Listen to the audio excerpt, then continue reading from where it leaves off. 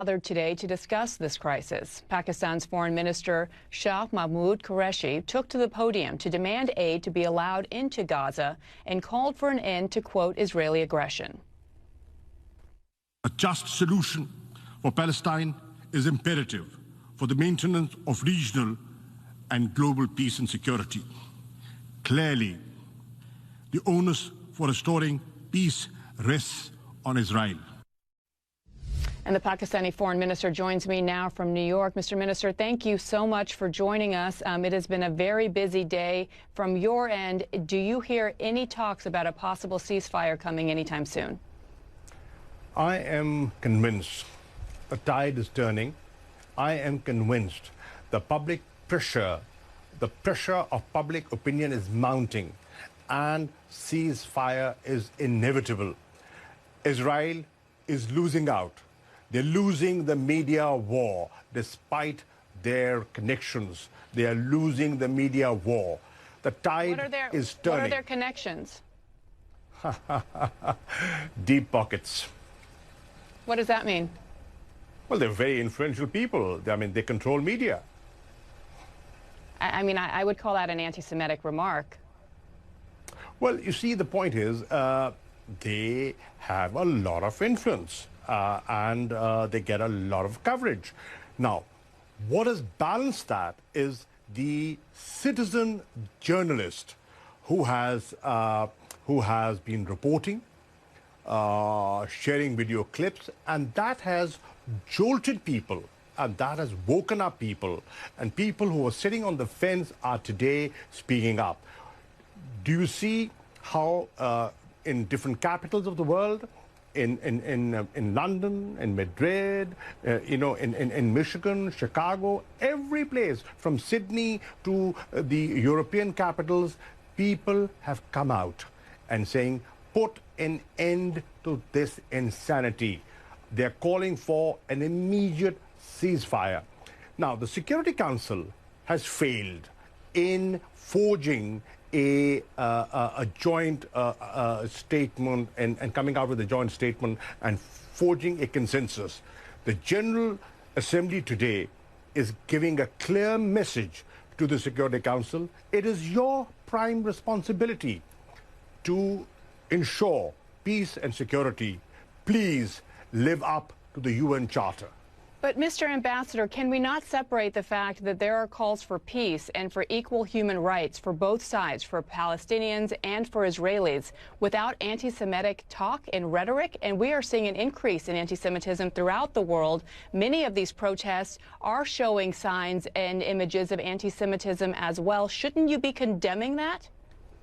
I will not justify any rocket attacks, and I cannot justify and I cannot condone the aerial bombardment that is taking place.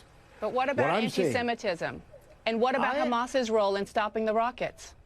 I am saying when you do not engage, when there are no negotiations, when there is occupation, when there's genocide, when there's war crimes, when there's ethnic cleansing, then an extremist element takes advantage of that situation. Avoid it. How do you avoid it? You avoid it by pursuing a two-state solution, by adhering to the Security Council resolutions, respecting them, implementing them, fulfilling the promises that have been made and have been often broken. So, I believe that the answer is Israelis and Palestinians living side by side in peace.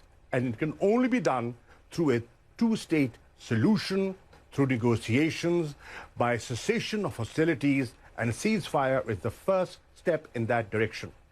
Does that include condemning anti-Semitism and condemning statements? I am not justifying any of that. You began this conversation. I am so sorry. There's so many things I want to talk to you about, but I personally am offended as a journalist. You began this conversation by saying that suggesting that Israel has, quote, close friends and powerful friends in the media. That is an anti-Semitic trope. No. What I'm saying is the perception. Look at the perception the world has. You cannot ignore that, ma'am. But that's a wrong perception. Could be wrong, but that's the perception.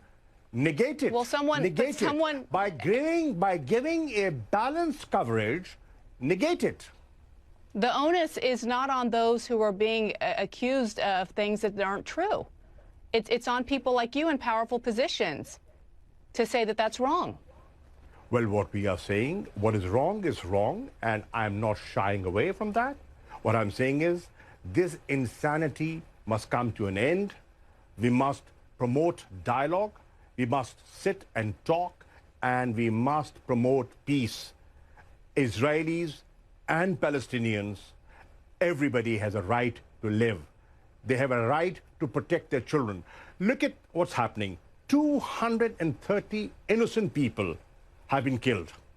More than 50,000 people have been displaced. 50 schools have been bombed. Hospitals have been targeted. Red Cross has been targeted. The AP office, media outlets have been targeted. And what they're saying is, okay, if you think there was Hamas presence there, why don't you have an independent investigation?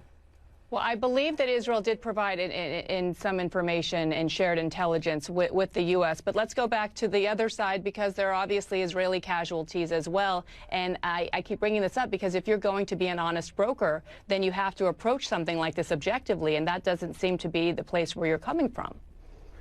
Well, I am objective, and I would want to be objective. Loss of life, I will not condone. Every life, every human life is important to me. And what about you can agree, we can agree that Palestinian lives and Israeli lives are equally important? They're important. Yes, they are. So let me move on to another area, and that is the Uyghurs and the Muslim community there, and some 2 million Uyghurs. Many in the U.S. and many other countries around the world are calling their treatment genocide. And I'm wondering why we're not hearing the same from your government. Well, my government has always spoken with frankness. China is a very good friend of Pakistan. They've stood by us through thick and thin, and we have means of communication, and we use our diplomatic channels. We do not discuss everything in public. But China being your friend aside, and I know China provides a lot of aid, you can't just turn a blind eye to human rights abuses in one country. Nobody when we've is. spent. Nobody is. So is something being? Are there discussions behind the scenes? Is your Prime Minister, Prime Minister Khan? Ma'am, there's always a way of doing things, and we are not oblivious of our responsibilities. So what needs to be done then? To the Uyghur community around the world that is listening to you spend a lot of time talk about human rights in Gaza, question about their same legitimacy to human rights as well. Well, we have been advocating for human rights, whether they are in Gaza or in Indian-occupied Kashmir. Look at the atrocities that have been committed in Kashmir. Does the world talk about it? How many people have talked about it? Let's be fair. Let's have a fair assessment of how much coverage has that got. Mr. Ambassador, I do want to turn to the pandemic, and we'll end. I'm not ambassador. I'm sorry, Mr. Foreign Minister. Let me turn to the pandemic and ask about the latest wave that we've seen in your country, in Pakistan. We've seen an increased number of cases there and deaths. What is being done? How alarming is that? And what does your country need to help in this fight? Biana, to begin with, Pakistan has managed, under the leadership of Prime Minister Imran Khan, the first wave and the second wave reasonably well. We're in the midst of our third wave. Now, if we draw a comparison of the situation in Pakistan and next door, look at the situation on the, what our eastern neighbors facing, there's a huge difference. There are over 4,000 casualties on a daily basis. There's no winner. I'm not pitting you against India. I'm saying that every loss of life is a tragedy. Absolutely, it's a tragedy, and we are sympathetic, and we offered help. You know, I offered help. We said, listen, these are human lives. We're in the same region. We are willing to help. They did not respond, but our offer still stands.